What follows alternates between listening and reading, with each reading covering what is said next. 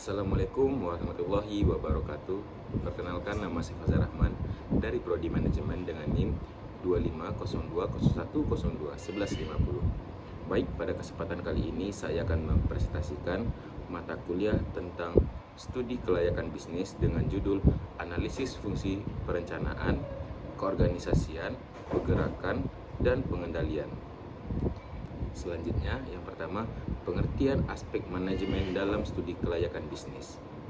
Aspek manajemen merupakan salah satu aspek penting yang harus dianalisis dalam studi kasus kelayakan bisnis, karena menggambarkan bagaimana perencanaan kerja maupun operasional suatu bisnis dalam pelaksanaan secara sistematis dalam terkontrol. Keberhasilan suatu proyek tidak lepas dari keberhasilan manajemen yang menanganinya. Sebab proyek yang bagus sekalipun, jika ditangani oleh manajemen yang buruk, akan mengakibatkan kegagalan.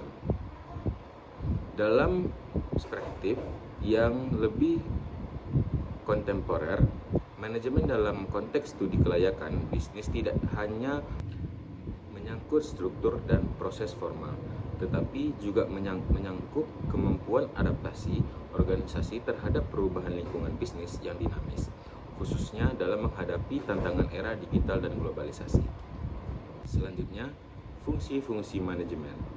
Fungsi manajemen terdiri dari 4 elemen pokok yang dikenal dengan akronim POAC, yaitu planning atau perencanaan, organizing atau perorganisasian, actuating atau pergerakan, dan controlling atau pengendalian.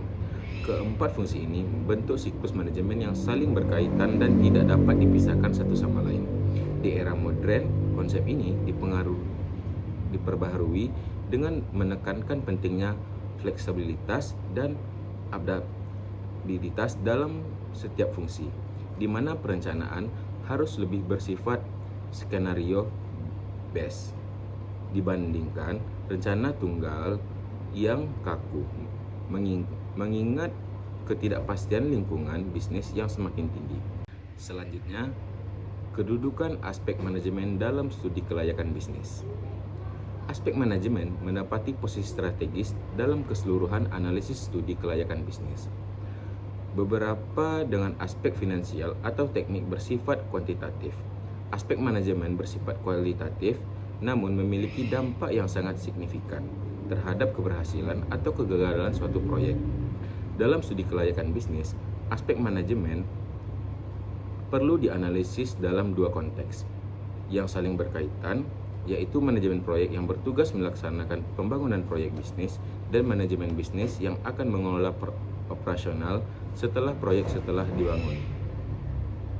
Analisis ini juga perlu mencakup kompetensi tim manajemen, sistem informasi manajemen, budaya organisasi, dan kapasitas manajemen perubahan sebagai penentuan utama kapabilitas proyek.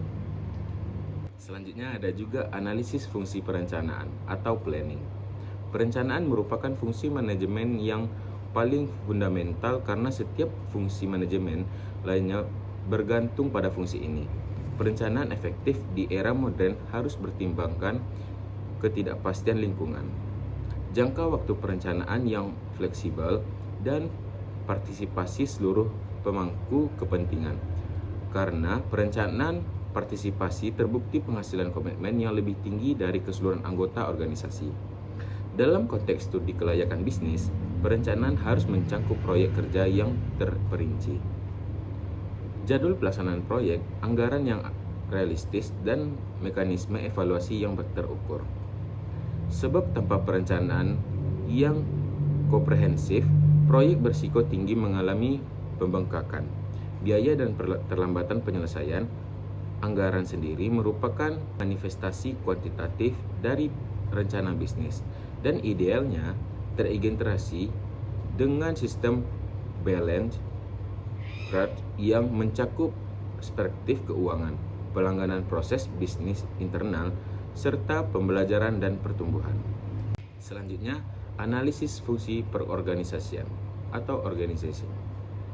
Perorganisasian merupakan proses penyusunan struktur organisasi yang sesuai dengan tujuan organisasi, sumber daya yang dimiliki, dan lingkungan yang melingkupinya. Proses ini mencakup bagian beban kerja, penggabungan pekerjaan atau departementalisasi, koordinasi antar anggota organisasi, dan pemantauan efektivitas organisasi, yang di era digital juga perlu didukung oleh desain sistem teknologi informasi yang memadai. Struktur organisasi yang baik harus didasarkan pada asas-asas seperti perumusan tujuan yang jelas, pembagian kerja yang adil, koordinasi yang efektif, dan fleksibilitas yang memadai. Organisasi modern juga dituntut agile dengan hierarki yang lebih datar, tim lintas fungsional, dan mengambil keputusan yang lebih terdesentralisasi agar mampu merespon perubahan lingkungan dengan cepat dan tepat. Selanjutnya ada juga analisis fungsi pergerakan atau actuating. Pergerakan merupakan fungsi manajemen yang berhubung langsung dengan manusia sebagai sumber daya utama organisasi, yaitu tindakan pengusahakan agar seluruh anggota kelompok atau berusaha mencapai sasaran sesuai perencanaan manajerial. Aktivitas pergerakan sangat ditentukan oleh kualitas kepemimpinan, di mana kepemimpinan transformasional yang berfungsi dalam inspirasi dan perubahan terbukti lebih efektif mendorong inovasi, sementara kepemimpinan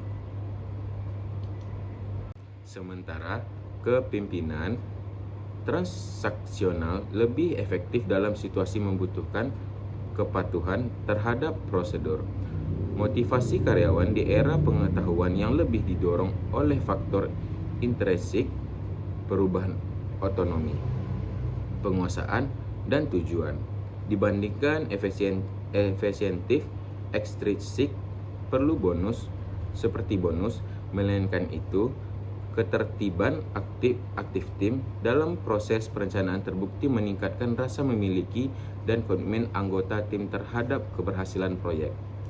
Selanjutnya, analisis fungsi pengendalian atau controlling. Pengendalian merupakan fungsi manajemen yang harus ditugaskan memastikan bahwa aktivitas yang dilakukan sesuai dengan perencanaan yang telah ditetapkan melalui penempatan standar kinerja, pengukuran kinerja aktual, perbandingan dengan standar, dan pengambilan tindakan korektif yang tepat waktu.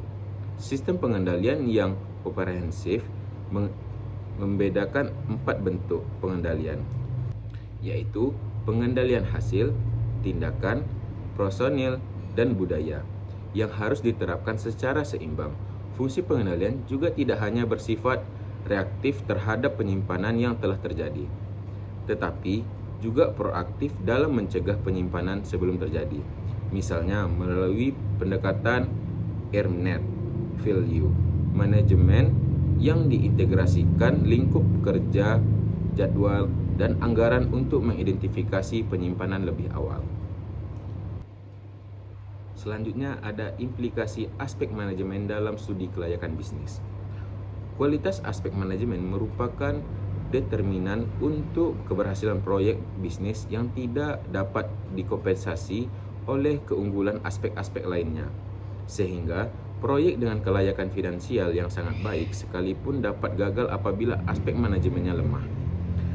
Analisis aspek manajemen dalam studi kelayakan bisnis juga harus bersifat dinamis, mencakup penilaian terhadap kapasitas adaptasi dan inovasi organisasi dalam menghadapi lingkungan bisnis yang terus berubah.